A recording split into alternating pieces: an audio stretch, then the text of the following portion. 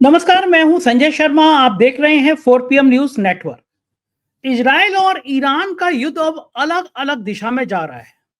उत्तर Korea के चर्चित शासक ने कह दिया कि वो ईरान के साथ है। ईरान ने इजराइल के अस्पताल में मिसाइल गिरा दी तो हड़कंप मच गया। मैं पक्ष में नहीं हूं, अस्पताल में बेगुनाह लोग होते हैं, उनके ऊपर मिसाइल नहीं गिराए जाने चाहिए। लेकिन लोग सवाल कर रहे हैं कि गजा में जब हजारों बच्चे भूख से तड़प रहे थे, लोग खाना मांग रहे थे और इजराइल उन पर हमले कर रहा था, तब मानवता कहाँ थी? गजब में सैकड़ों लोगों की बेरहमी से हत्या कर दी गई, तब लोग कहां थे?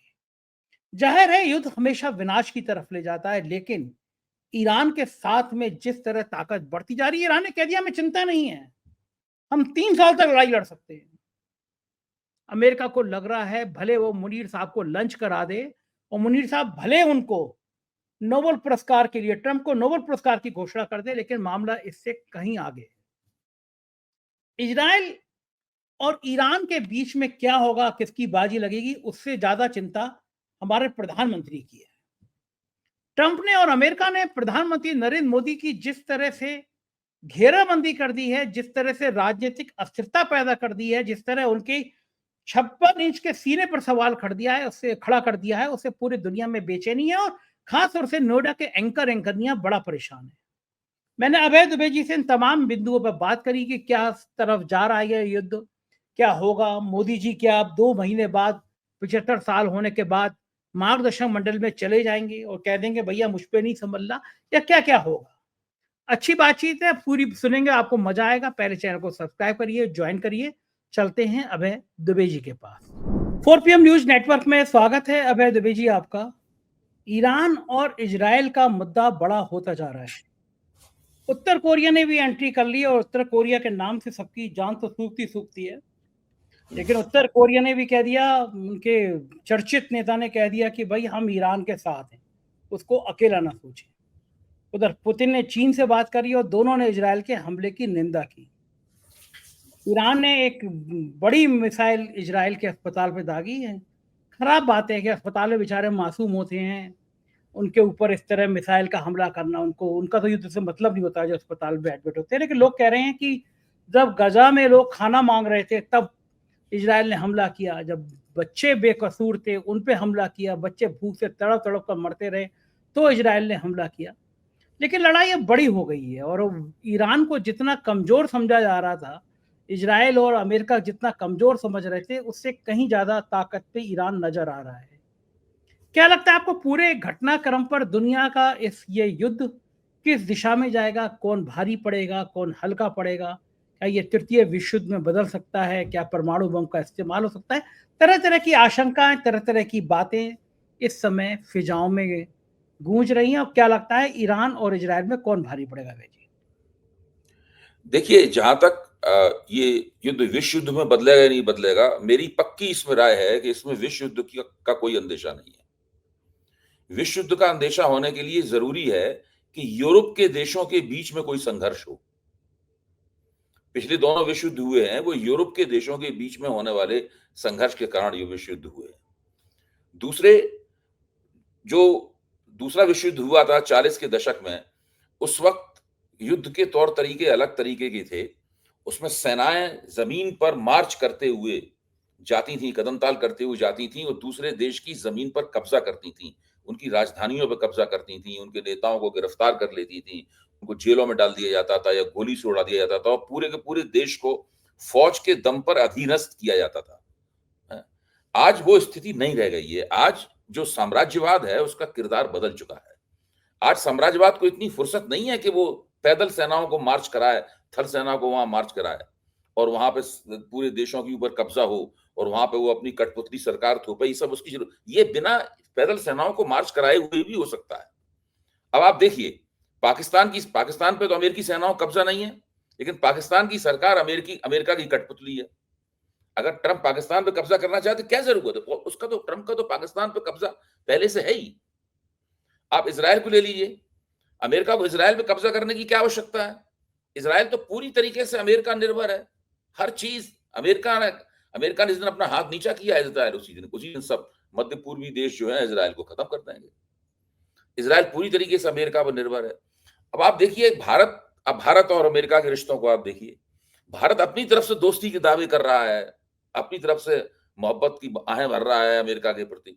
अमेरिका को इसमें कोई इंटरेस्ट नहीं है कि वो उसी तरह से जैसे 2 आशिक और माशूक एक दूसरे को देख के आहें भरते हैं, उस तरह केवल अमेरिका एक तरफ़ा मोहब्बत है ये भारत की।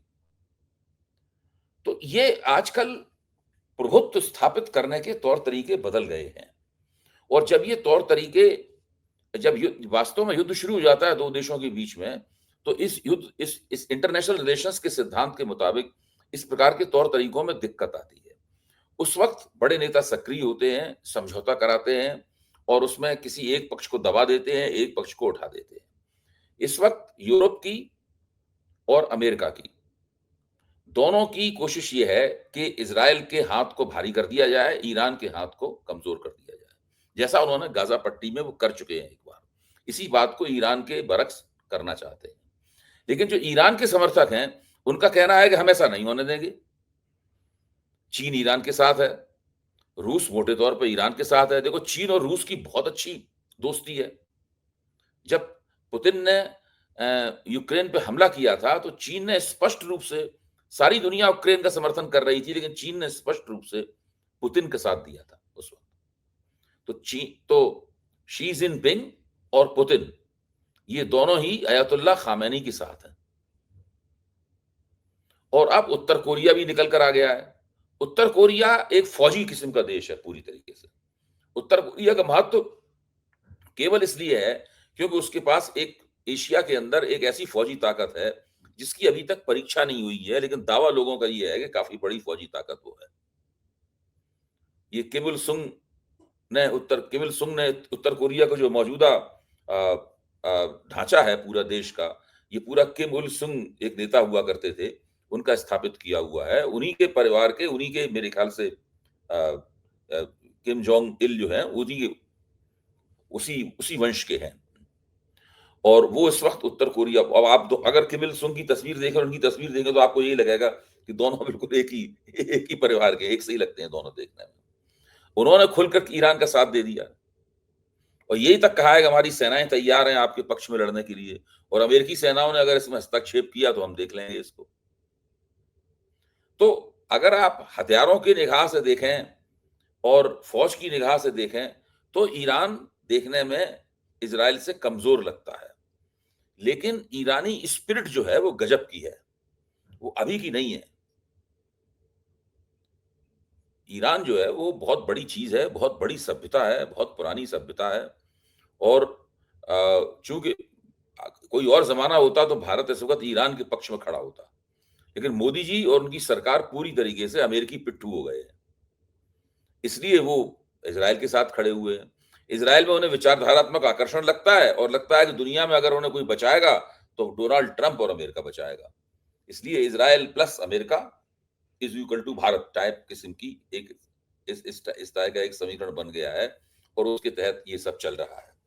मुझे लगता है कि युद्ध कुछ दिन और चलेगा, उसके बाद में तमाम अंतर्राष्ट्रीय ताकतें आपस में बातचीत करके किसी तरीके से इसको खत्म करवा देंगी। लेकिन ये जो संघर्ष विराम भी होगा, ये एक अस्थायी संघर्ष विराम होगा, कभी भी फिर चिंगारी भड़क सकती है। इसी तरह मैं समझता हूं कि पाकिस्तान और भारत के बीच में ऑपरेशन सिंदूर के बाद संघर्ष विराम हुआ है, वो संघर्ष विराम भी मुझे बहुत स्थायी नहीं लगता, क्योंकि जिस तरीके से पाकिस्तान के फील्ड मार्शल आसिम मुनीर को अमेरिका ने तकरीबन अघोषित राष्ट्राध्यक्ष का दर्जा दे दिया है। यानी आप देखिए, शहबाज शरीफ को नहीं अमेरिका बुला रहा है, आसिम मुनीर को बुला रहा है। शहबाज शरीफ को ट्रंप अपने साथ डिनर पर नहीं बुला रहे हैं, आसिम मुनीर को डिनर पर बुला रहे हैं। और आसिम मुनीर से बातचीत क्या क्या कर रहे हैं? आसिम मुनीर से बातचीत कर रहे हैं कि अमेरिका और पाकिस्तान के बीच में आर्थिक संबंध किस तरह बेहतर किए जाएं, रेयर अर्थ मेटल्स का जो एक्सपोर्ट उसका व्यापार जो है, उस व्यापार को कैसे आगे बढ़ाया जाए। मतलब वहां इस तरह की बातचीत हो रही है वहां पर, जो कि दरअसल चुने हुए प्रधानमंत्री के साथ होती है, थल सेना अध्यक्ष के साथ ये बातचीत नहीं होती है। लेकिन इस तरह की बातचीत करके ट्रंप ये दिखा रहे हैं कि वो उन्हें पता है कि पाकिस्तान का असली शासक कौन है। और इसमें सबसे ज्यादा जो व्यक्ति परेशान है, दुखी है, जिसको मैं समझता हूं आज कल खाना नहीं पच रहा होगा, हो सकता कुछ गैस वैस भी बन रही हो पेट में, ये वो व्यक्ति है नरेंद्र मोदी। हो सकता है आप मेरी मोदी समर्थकों को लगा कि मैं कुछ नाजायज व्यंग कर रहा हूं देश के प्रधानमंत्री हाँ, के लग उनको यही रहा होगा। जिनका सीना 56 इंच का है, लेकिन मैं तो केवल व्यंग से काम चला रहा हूं। डोनाल्ड ट्रंप जो कर रहे हैं वो तो व्यंग से बहुत कुछ ज्यादा है। भाई मेरी वजह से, मैं तो बहुत ही छोटा आदमी हूं, मेरी वजह से मोदी जी को कोई परेशानी नहीं होगी। डोनाल्ड ट्रंप जो कर रहे हैं उसकी वजह से परेशानी है। आप सोचिए ऐसा क्या संबंध है मोदी और ट्रंप के बीच में कि ट्रंप जो बयान देते हैं उन बयानों का मोदी सार्वजनिक मंच से खंडन नहीं करते। G7 का मंच चुना जाता है, इस उम्मीद में गए थे कि वहां ट्रंप से कुछ बातचीत होगी, लेकिन ट्रंप वहां से चले गए बीच में उस कॉन्फ्रेंस से।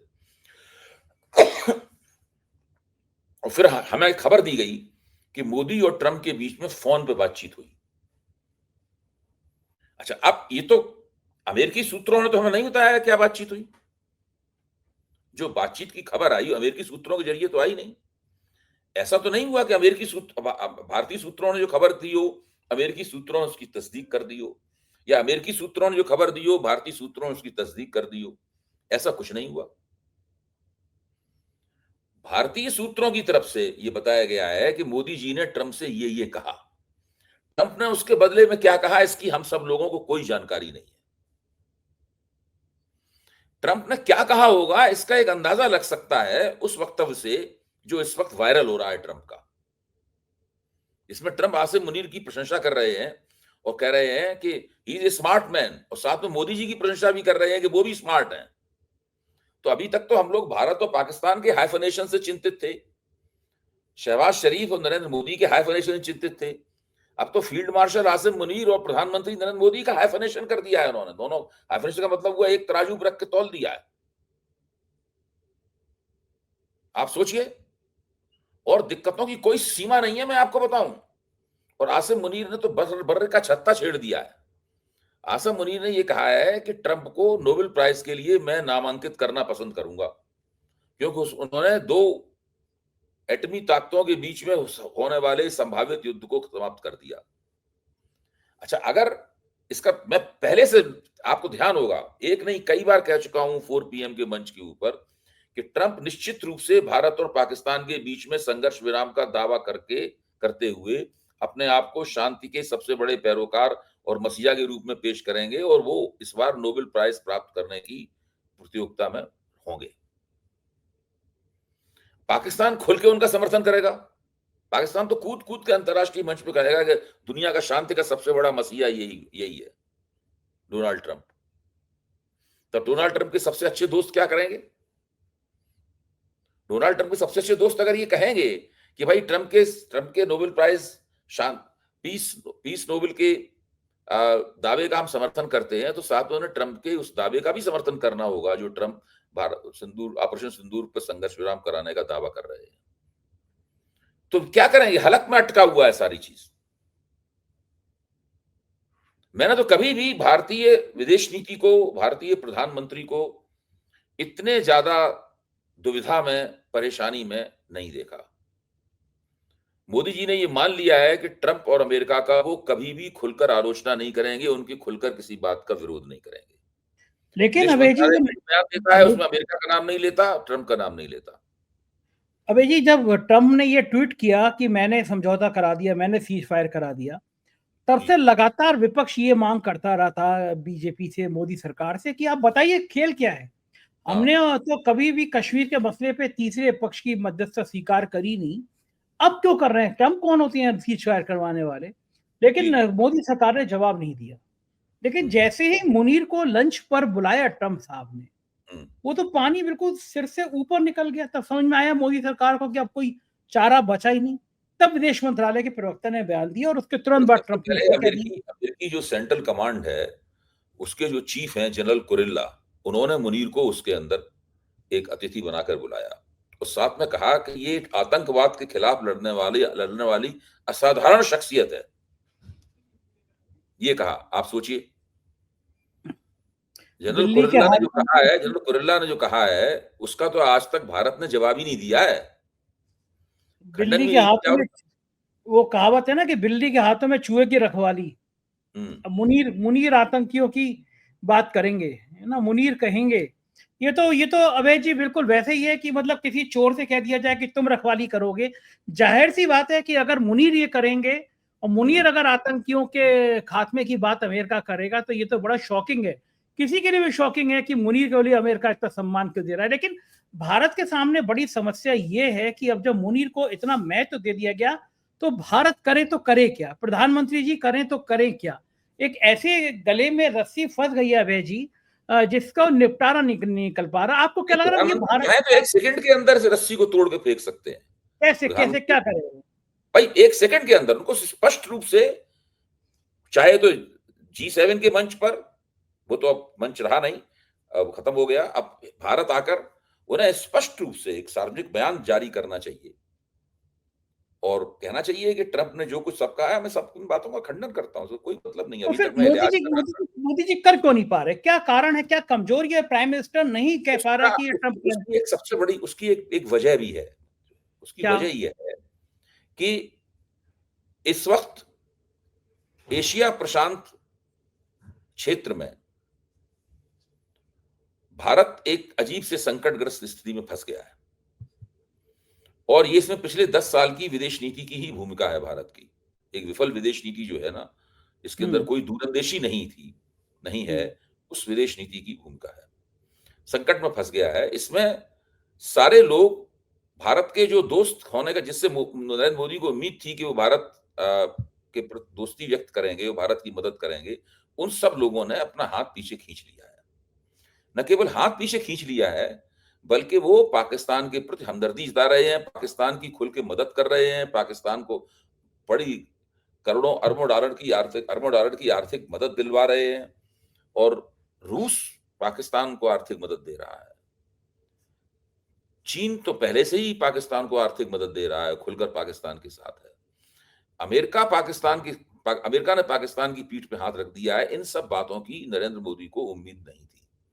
अगर इस मौके पर नरेंद्र मोदी लड़ जाएंगे अ, अमेरिका से और ऐसा कोई बयान दे देंगे जिससे डोनाल्ड ट्रंप चिढ़ जाएं और नाखुश हो जाएं, तो दरअसल ये इनके हाथ में कुछ भी नहीं रह जाएगा। ये बहुत ही बुरी स्थिति में पहुंच जाएंगे। पूरी तरीके से भारत अकेले में पड़ जाएगा और नरेंद्र मोदी नहीं चाहते कि भारत अकेले में पड़े। हालांकि जो हो रहा है वो सब उन्हीं की विदेश नीति की नाकामियों का फल है। भारत के कोई पड़ोसी भारत के साथ नहीं है। इससे ज्यादा अकेलापन भारत ने कभी भी नहीं महसूस किया होगा जो इस वक्त भारत महसूस कर रहा है।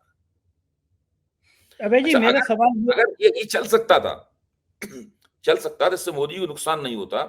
अगर ये पहलगाम वाली घटना नहीं हुई होती और उसके बाद ऑपरेशन सिंदूर नहीं हुआ होता, ये घटना हो जाने के बाद से जो घटनाक्रम चला है, उसने सारी दिक्कत और परेशानी पैदा की है। अभय जी मुझे बताइए कि ये तो एक और बड़ी बात हो गई, जैसे पहले घटना हुई थी, हम लोगों ने स्ट्राइक कर दी, पाकिस्तान रिएक्ट नहीं कर पाया तो हमने उसको बहुत कमजोर समझ लिया, बच्चा समझ लिया। हमारे प्रधानमंत्री थोड़े बड़बोले टाइप के तो हैं ही, उन्होंने बयान दे दिया कि अब ये युद्ध खत्म नहीं हुआ है, अभी अभी रुका है, वो खत्म नहीं हुआ है ऑपरेशन सिंदूर। अब भविष्य में कोई भी अगर आतंकी घटना होगी उसे युद्ध समझा जाएगा, ये बयान दे दिया। गोदी मीडिया ने बड़ा लंबा लंबा करके इसको चलाया। ईश्वर ना करे कि किसी आतंकी की इतनी हिम्मत हो जाए कि वो भारत की सरजमीन में घुस पाए। ईश्वर करे कि हमारी सीमाएं इतनी सुरक्षित हो जाएं, इतनी मजबूत हो जाएं कि कोई घुसपैठ ना हो पाए। लेकिन फिर भी अगर मुनीर कोई दोबारा ऐसा षड्यंत्र करते हैं, फिर कोई आतंकी घटना कराने की कोशिश करते हैं या करा देते हैं, तो क्या भारत फिर से पाकिस्तान पर युद्ध कर देगा, अटैक कर देगा? हमने तो कहा। मुझे लगता है संजय जी, ये सवाल तो है ही, जो आप सवाल उठा रहे हैं, सवाल जायज सवाल है। बहुत लोगों ने सवाल उठाया है कि क्या किसी भी आतंकवादी घटना के जवाब में भारतीय सेनाएं पाकिस्तानी तरफ कूच कर देंगी? ये भारतीय हवाई जहाज पाकिस्तान के ऊपर आसमान में जाकर मिसाइलें दागने लगेंगे, गोले बरसाने लगेंगे, बम बरसाने लगेंगे? तो वो तो कभी भी, वो तो बात है ही आप जो कह रहे हैं।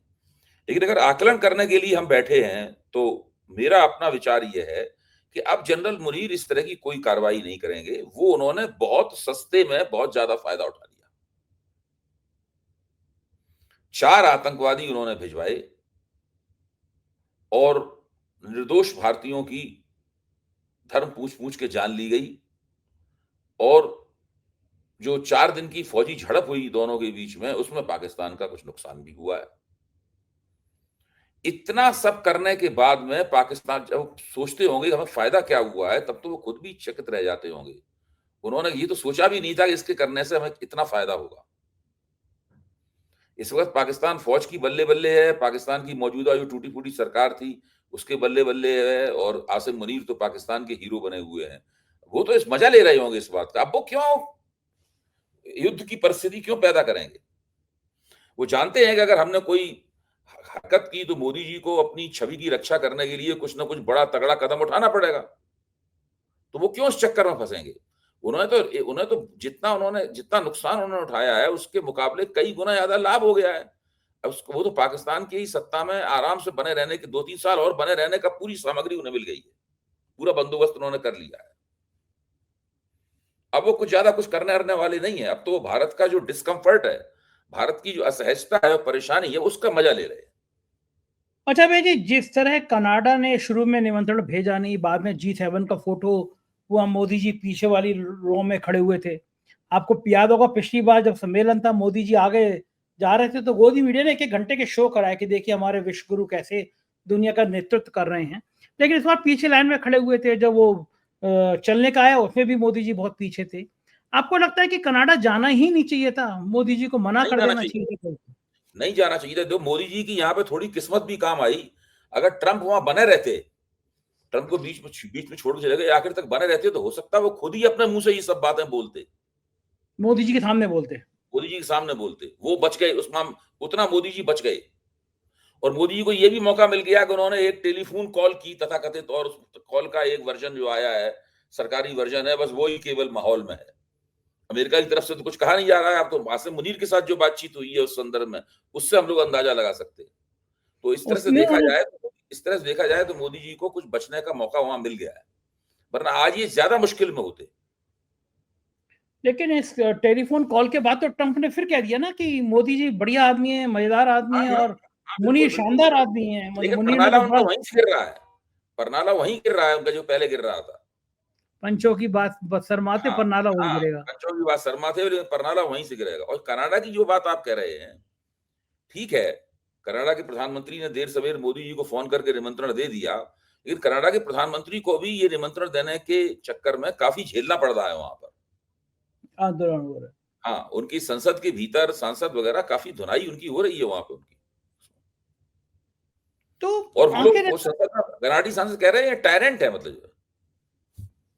मोदी जी के ये लिए हालात टायरेंट शब्द का इस्तेमाल किया गया है। ये अभय जी हालात बन कैसे गए? हमारे प्रधानमंत्री विश्व गुरु थे, ऐसा भक्त, नोएडा के एंकरियां कहते हैं, पूरे दुनिया को रास्ता दिखाते थे। तो हमारे प्रधानमंत्री जी इतना कमजोर कैसे हो गए कि पूरी दुनिया एक तरफ हो गई है, हमारे प्रधानमंत्री जी अकेले हो भाई गए? तो आपने अभी खुद ही कह दिया कि ये प्रधानमंत्री विश्वगुरु हैं लेकिन नोएडा में विश्वगुरु हैं। नोएडा के एंकरियों के यहाँ। हाँ, नोएडा का जो क्षेत्र है उसमें वहाँ विश्वगुरु है। उसके बाहर वो विश्वगुरु नहीं है। उसके बाहर वो G7 के कार्यक्रम में पीछे की पंक्ति में खड़े हुए एक ऑब्जर्वर हैं, एक प्रेक्षक हैं। और एक ऐसे प्रेक्षक हैं जो अमेरिका के राष्ट्रपति को फ़ोन करते हैं और उनका जो वर्ज़न मीडिया में आ रहा है उसकी तस्दीक अमेरिका से नहीं की जाती। अगर अमेरिका इस बात को मान ले कि जो मोदी जी ने फ़ोन करके वो आपने बातें कही, हाँ, मोदी जी ने ये बातें कही हैं और राष्ट्रपति ने उनसे ये बातें कही हैं। तो ऐसा कब तक चलेगा? कब तक मोदी जी ऐसा अपना चेहरा ये छुपाते सब रहेंगे? ये कब तक? कुछ नहीं कह सकते। कब कब और दिक्कत बढ़ जाए, क्या परेशानी पैदा हो जाए, कुछ नहीं कह सकते। कदम-कदम पर ये एक ऐसी विदेश नीति के ऐसे चक्कर में फँस गए हैं, जहाँ कदम-कदम पर बारूदी सुरंगें बिछी हुई हैं। किसी बारूदी सुरंग पर मोदी जी का और जयशंकर का पैर पड़ गया तो वो फट जाएगी सुरंग और नुकसान हो जाएगा।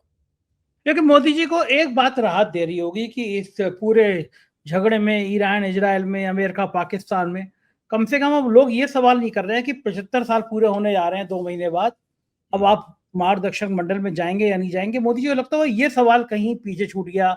पार्टी का अध्यक्ष कब बनाया जाएगा, कौन बनाया जाएगा, संजय जोशी का क्या होगा, ये सवाल पीछे छूट गए। मोदी राजनीतिक जी पूछेगा मुझसे। समस्याओं का एक हिस्सा जो आप जो बात कर रहे हैं इस पर हम लोग अलग से एक दिन कार्यक्रम करेंगे।